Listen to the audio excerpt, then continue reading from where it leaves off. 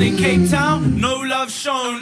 Flow like I smoke, flavor stays homegrown. Vanilla killer when I deliver it hot. Never settle for the bottom, I'm taking it from the top. We don't. Welcome to a new episode of Job Tales.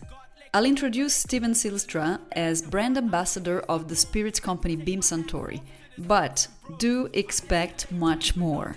In the next half hour, you will hear about true passion for service and hospitality through Steven's amazing journey that saw him work in bars, find a Madoda, learn the profession on his own terms, bypass university, and become the voice and face of a major international company. And this, by the way, in the background is his music. Enjoy!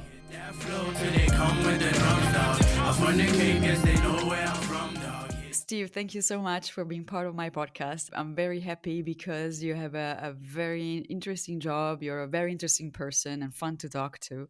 So without me saying too much about your job, why don't you make a quick small introduction of what you do? Okay, great. Well, first of all, thank you for having me. Yeah, it was an absolute pleasure to meet you and get to chat a little bit beforehand so that we could build a little bit of rapport for this. Yeah, so my name is Steven Zylstra. I work as a premium spirits brand ambassador in Southern Africa. And basically what that means, brand ambassador has kind of been a diluted term these days because it can be anything from hostess to just kind of entry-level brand representative. But in my field, in the premium spirits and alcohol field, I am the kind of face of our premium spirits portfolio, and anything that the consumer, the customer, or PR and influencer and media interact with comes through me. Okay, awesome. So are you part of the marketing team? Yeah, absolutely. I'm quite a deeply rooted function of marketing. Okay, awesome. And because I know your past, it would be very interesting for you to say, how did you get to being an ambassador and what were you doing before then? Yeah, so the journey from sort of teetering high school dropout to corporate marketer in the spirits industry is quite a fun one. So I kind of cut my teeth on the service industry when I was 17. We had an opportunity. I'm not sure if you guys had it I assume you grew up in Italy, right? Yeah, I did. Yeah. Did you guys ever have job shadowing? Like a job shadowing opportunity when you were in high school? No, what is it? Like an internship or? Yeah. So part of our curriculum when we were in the 11th grade, so 16, 17, is you have to go and work in an industry that you kind of interested in, and hopefully you kind of start to get a little bit of an inkling of an idea as to what that industry entails, and you get points for it, and it's part of your curriculum. So I come from a family of engineers, civil engineers, electrical engineers, mechanical engineers, chemical, any type of engineering that were in it. And so naturally, that was the path that was kind of getting carved out for me. And so my father took me to a chemical engineering firm where I put on his loafers that were about 2 sizes too big for me, put on a button-up shirt and some nice pants, and I sat in an office and looked at P&I drawings and all these technical drawings and pretty much just was completely bored. And my parents were separated at the time. And so for the first 2 days I did that. And then I went to my mom's house and I said to her, I'm not going back to that firm. And for the rest of the week, I want to go to this little pub down the road called Barristers. And so I went to Barristers and was cleaning dishes, cleaning glasses, cleaning spoons and forks and whatnot in the back kitchen. And they would let me wander into the bar every now and then. I was obviously still underage. So yeah, so that kind of sparked my interest a little bit on the service industry. It was very interactive. It was lively. It was loud. The staff were all from all walks of life. Especially in the back kitchen in what they call the scullery, Zimbabwean, Malawian, Congolese, Khosa, Zulu, every kind of culture you can imagine was in the back there with me. Fantastic. Yeah. So after I finished that, and after high school, I decided that, I don't think this engineering thing's for me. University was definitely not going to be for me. I was good at school. I understood concepts, and if I, spent 10 minutes studying something, I would do relatively well, but I just wasn't really interested in in learning. Yeah. Especially just the book smart stuff. I was really like a people's person. I thoroughly enjoyed interaction. I obviously loved sports and Anyway, so I I think hear that's you. the Yeah. story for a lot of creatives coming through school. So the next kind of step in my journey took me to wanting to work on the yachts. That was a big thing for South Africans to kind of get out of the country and experience sort of first world countries, travel a little bit without having to spend money and hopefully make a bit of money. So when I left school at 18, that's what I did. I managed to muster up some cash. My parents helped me get my courses and my ticket out of South Africa. And I touched foot in Palma, Mallorca, and started working on boats as a cleaner, a deckhand, which was cool. It was still leaning in that direction of not the regular office job. It wasn't that cookie cutter, simple sort of four Nine by to four five, kind of. lifestyle. Yeah. Yeah, exactly. And I always knew I wasn't destined for that anyway, Yeah. which is It's so not for funny everyone. because It's true. yeah, and there's a funny way of coming back to it because like now being in the spirits game, I can't wait to work a 9 to 5. Um, but so I worked there, and obviously that's where my love for service began. Okay. I was, but I being in the bar and restaurant space on a boat is very different to on land, because on the boat it's usually stewardesses, so it's kind of a female dominated industry, and there's like a cleaning service and a turn down service element attached to it. So there's a bit of a stigma, and so the yachting industry wasn't for me because I quite like the service part of it. I'm not so much of a cleaner, I mean, I do Okay. obviously, I'm clean, but I don't like cleaning other people's stuff. Okay. So I came back and I decided, you know what, I'm not going to be doing anything other than trying to work in this bar. So I went to a cocktail bar called Harrington. Oh, actually, when I was I went back to Barristers first of all, and they hired me. And this time I was promoted from dish cleaner to beer pourer. That was Okay. that's all they let me do. There was no, like Wow. they said, Steve, I know you seem excited. It's great. But you're gonna learn to pour a pint first. So started pouring pints, pouring beers. I worked with an amazing I mean, I didn't even know how this guy was still kicking, but his name was Wellington, and Wellington became my first mentor. He was a proper Khosa Madoda, which means like a dad. He was just a Okay. real like solid father figure, and he was a mentor to me, and really got me understanding the importance of good service. Of course, that is our tips in South Africa. Our hourly wage at the time was, I think, 12 rand, 13 rand an hour. So I mean, that's Wow. less than a euro an Less than a hour. euro. Yeah. Yeah. So tips were really important, and of course, to get tips, you need to be providing service. You need to give something extra. Yeah. And so that was sort of the journey towards really taking this bar and restaurant industry thing seriously. Obviously I was having a lot of fun going out after work. I mean, my mom was still fetching me from my shifts. I didn't even have a car. Like, I was so embarrassed. I mean, my mom used to come and fetch me at like 1 a.m. Oh, really? Oh, Yeah, poor after cleaning mom. the bar. And my mom's absolute saint. Just really just supported my dreams of figuring it out in life. Yeah, So awesome. Just out of curiosity, how many months or weeks did you pour beers exclusively? So I did that pretty much for like 6 months, Wow, working every single day. I didn't have an off day at that really? time, and Barristers does not close. Like they never close. They open Monday to Sunday. Wow. And I mean, I'm talking Christmases, Easter, New Year's, like every family holiday you can imagine. I was in the bar, and I was absolutely loving it. Yeah. Like I Uh-huh. loved it. It was a sense of community. It was exciting. Like no one in the bar industry asks you like, oh, what did you study? Or like ask you about your income or about your flippin' family history. Like everyone just, Yeah. they basically rate you and relate to you on your work ethic, your vibe, if you're just fun and want to have a good time and connect with people.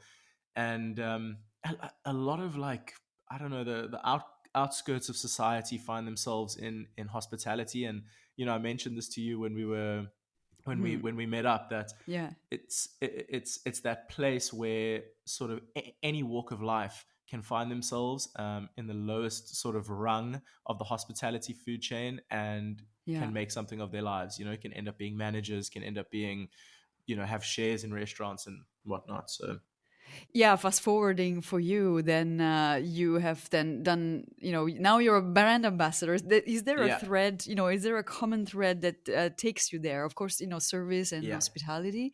What happened after baristas?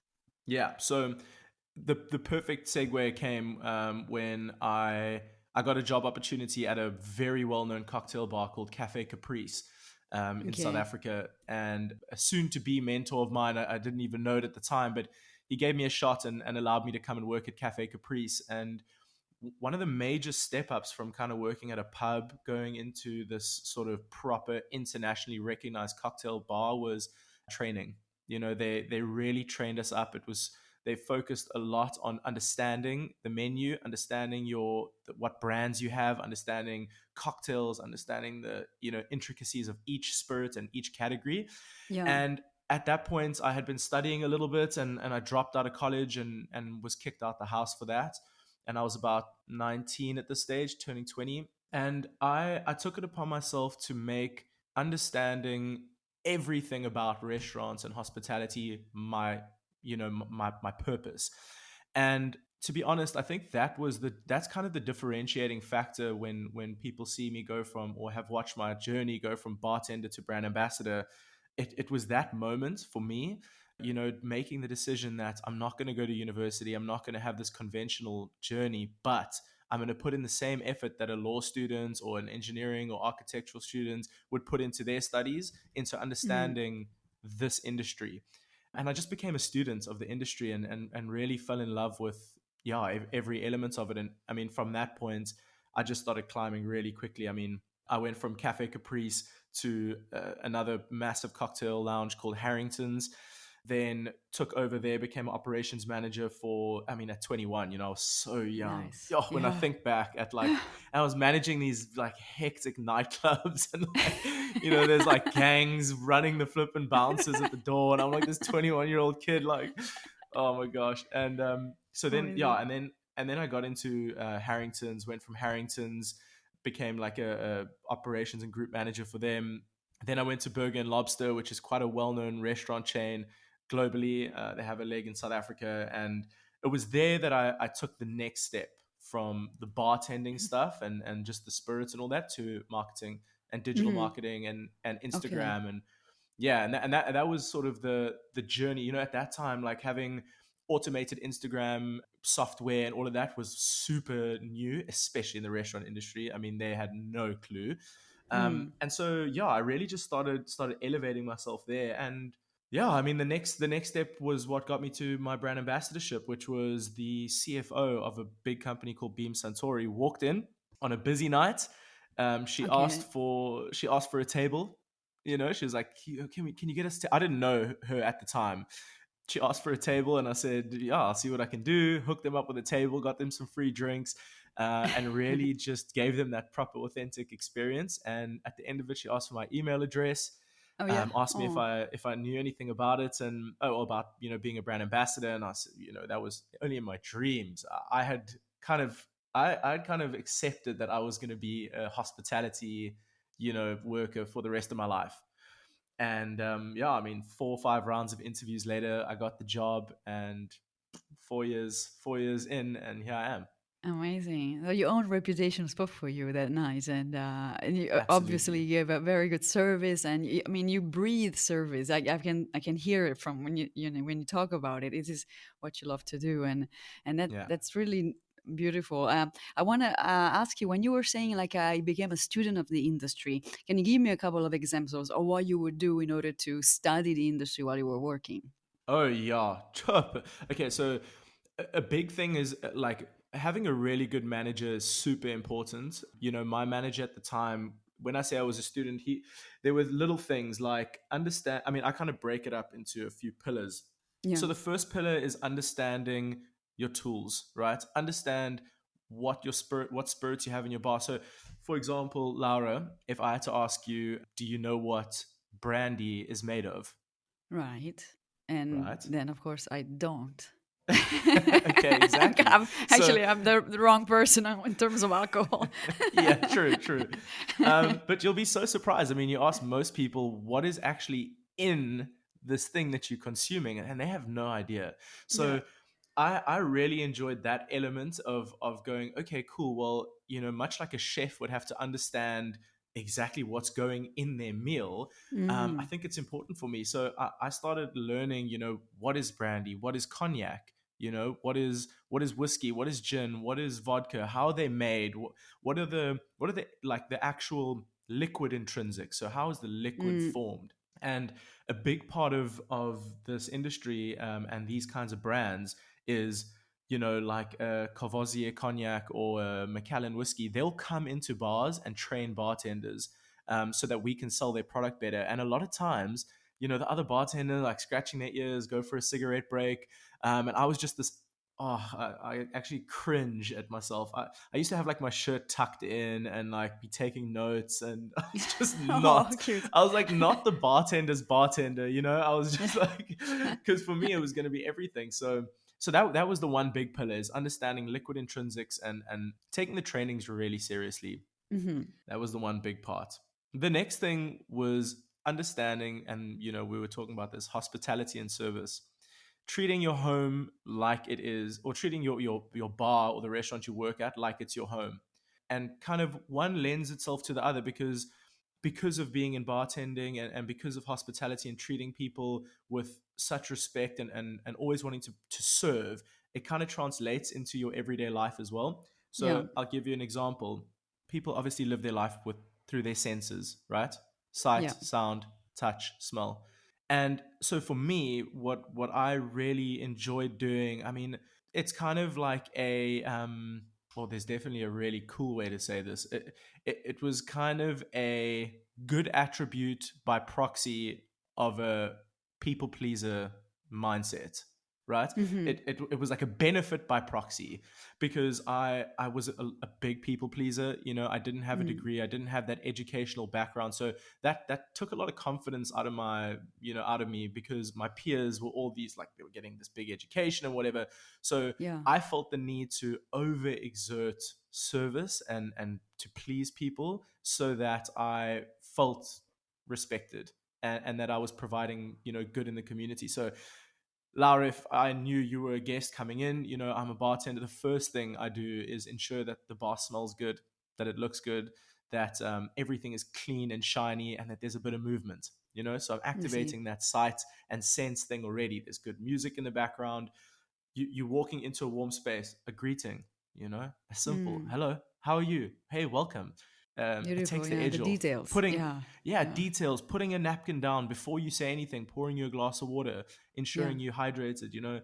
Big things in Japan are like ensuring there's nuts or a little soup and a hot towel, so that you are hydrated, you are fed, you are clean. That's how I want you at my bar. From Yeah. that point forward, it can only be great. Those were the kind of two pillars. So understanding being the people pleaser, focusing really hard on the small, delicate, intricate sides of service, and then understanding your menu to a T, down to the actual grains that they're making these spirits with. And with those two things, yeah, you can't not fail, because there's always so much to learn. You can never Yeah. please everyone. Oh, And that's jeepers, great. trust me, I've tried. That's great. And then is there a third point? So I guess the third point would be the level up. So everything outside of the industry. So how do you market yourself? How do you become a brand?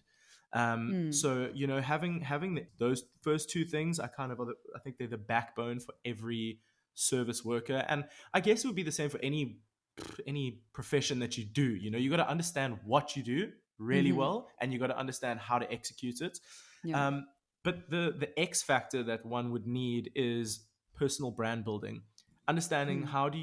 how do you build yourself as an extension, or as a complementary element to the restaurant you work in, or to the industry you work in.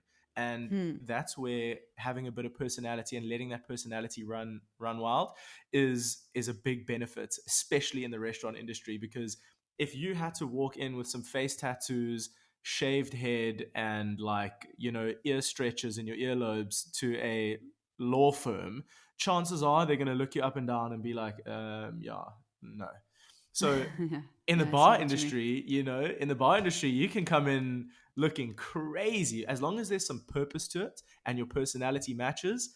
Yeah, People kind of are okay with however you look, however you go. So that personal brand building, that bringing in those soft skills, and also the elements that set you apart. So for me, it was obviously understanding marketing and social media and my PR skills that set me apart from the bartenders at the time.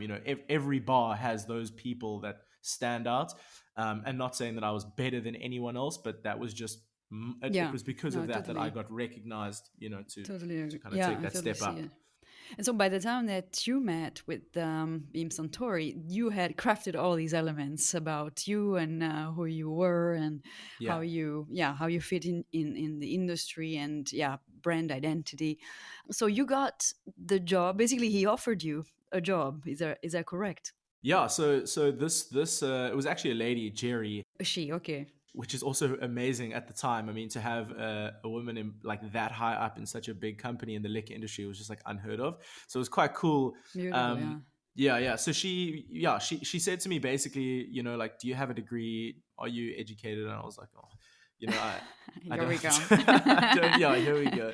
So I was like, I don't, but I just put me in an interview. Like, let me just talk to you guys. And they were quite surprised, I guess, because I understood so many elements of marketing, of events and campaigns and activations. And like, just because you're a bartender, I mean, I don't know, am I allowed to swear a little bit on this or no? Like a small one. Small. I Use was a a bit of a small sweat. bullshitter. Yeah, okay. I was a bit of a BSer. And so I definitely like talked my way through the interviews and kind of schmoozed. That's a term we use, but just kind of charmed Yeah. my way into it. And really happy because so when after my fourth round of interviews, the head of HR invited me for a coffee, and we Yeah. had this whole long coffee, and he just said, okay, well, anyway, thanks so much for meeting and chatting, Steve. So I said, oh, okay, bye, I guess. And he goes, oh, sorry, and you have the job. Oh, really? I was like, whoa, guy, do not do that, man. Whew.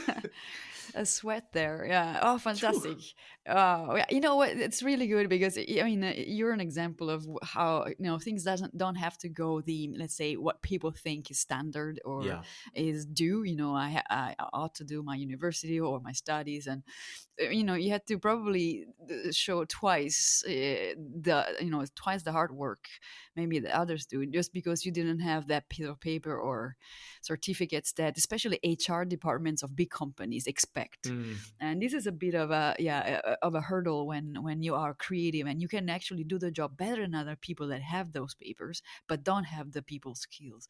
So I'm happy to have learned more about your background, because it's going to be very inspirational to young people, that maybe yeah. are wondering, like, should I do studies because maybe my parents ask or not. And studies are great. I mean, don't get me wrong, and it's but also in my case, if I had known from the get-go that I was passionate about something like you were, maybe I would have taken a different path, and maybe I wouldn't have not studied as much as I did. But going back to you, so you're now how many years in your job as a brand ambassador? So I am, as of March 19th, I will be 4 years in as a brand ambassador for Beam Suntory.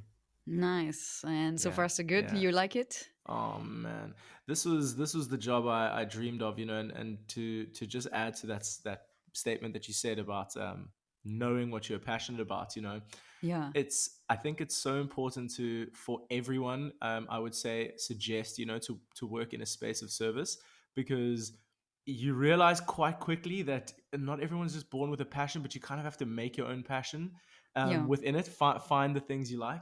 But yeah, I mean, this job has been incredible for me. I mean, for someone with zero degree, no formal education, this job has taken me to Scotland, to the Islands of Scotland, to London for Wimbledon. I sat center court for Wimbledon. I've been to Japan, on my way to Spain Beautiful. midway through this year. I have interactions with big global brand houses, all who are these very highly educated marketers that I get to sit in the same room with. And they look to Fantastic. me for input and insights on the products and the brands, and I look to them for insights, obviously, on digital marketing and the depth that goes into, like, it's crazy. So yeah, it's been a beautiful, beautiful journey. And if I could think of like a typical day for you, what would it be? Oh, okay. So typical day for me, and I guess this kind of ties into the myths about the job. Yeah, So okay. yeah, so basically, when people think brand ambassador, they think I wake up, I have a whiskey at 7:30 in the morning, I go back to bed, I wake up at midday, I get my cocktail kit together, go to a bar, make cocktails, spend the whole afternoon there, drink more whiskey, stay out till 1 in the morning, partying at the top clubs, get bottles, go back to home at 4 in the morning, and rinse and repeat. When it's actually so different. I mean, definitely there was an element to that when I first started, and I was kind of living out the, what do you call it? Like, I was living out that sort of expectation or that facade that I had seen. But no, a Mhm. typical day for me. I mean, I'm up at around 6:37 in the morning at the gym, trying to maintain health and fitness. By 8:30, 9 o'clock, behind my laptop, doing a lot of campaign and project management until about 11. At about 11, I go out into the on-trade, which is what we call, all the restaurants in and around Cape Town. I represent South Africa, so I could, Okay. be in Joburg, Cape Town, or Durban at this stage. Go out into the trade, start meeting up with a couple of managers and bar owners, chat to them about their needs and desires, interact with bartenders, and provide that training. By 2, 3 o'clock, I am probably doing or hosting a training seminar. So teaching bartenders about hospitality, about service etiquette, about silver service, about, category knowledge, brand intrinsics, all that kind of really fun stuff, and that giving back to my community stuff. By 5, 6 o'clock, I'm either having my last little cocktail or trying something at a new restaurant, and back home making dinner for me and my lovely fiance. Mhm. And yeah, and by 8, 9 o'clock, if all is going well, I am sleeping. Okay. Yeah, so that's Busy. that's that's a typical day. Okay. So you're out and about a lot. So not necessarily in front of a computer as a brand ambassador. Is that correct? Yeah, absolutely. I mean, I do a lot more admin work now as I'm trying to kind of step into this a management role and take on a Okay. kind of head of brand ambassadors role, which requires just a lot more admin and planning and prep. And I'm a firm Yeah. believer in keeping work within your working hours. Yeah. It's really easy in my job to end up just working 24/7 because Yeah. you're always on call. Bartenders never sleep, so they're always connecting and contacting you. And so when you want to take time to kind of innovate and maybe create new spaces within your company, it takes a lot. So Yeah. yeah, I'm a lot more admin focused now. But yeah, Okay. as I said to you, that 9 to 5 life is starting to sound really, really exciting. Really good because now it's like a 24/7 almost. It could be. It could become. Yeah. Yeah. And because time is passing, but it's so interesting to hear you. I would like to know if you have any story that you would like to share. One story of your past so far that you'd like to share. Oh yeah. Okay. So I've got. I mean, my Many. yeah, my whole life's a story. Yeah. Um, so the one story I can tell you about is it's about tattoos. Okay, and Yeah. Okay. yeah. So basically, we had a manager. I had a manager that was working for me, or she was my manager, Jackie. She was amazing, and she was leaving the company. And just before she left, she said, "Steve, I've got this big budget for a brand called Jim Beam, and you can run wild with it." So I was like, "Okay, sounds exciting," which is unheard of. I mean, managers don't give brand ambassadors autonomy like that. So she gave me this autonomy, and I decided that a good thing to do was kind of these live music events, right? So we're going to do these Yeah. do these live shows. We're going to do 18 of them across South Africa, all walks of life, like so from the townships to the tower tops of Sandton. And we go to this one place called Railways Cafe. I'll never forget this. We go to Railways Cafe. We're in there. We're doing a whole like site scope. We're checking the space out, and I'm doing my training or whatever. And I just hear this like zzz going on in the background, and I'm like, oh, what is that? And I look, and there's a tattoo parlor in the bar. I literally thought to myself, I mean, at this stage, I had also started my training. I was doing like some triathlons. I just looked at it and I just thought, some people.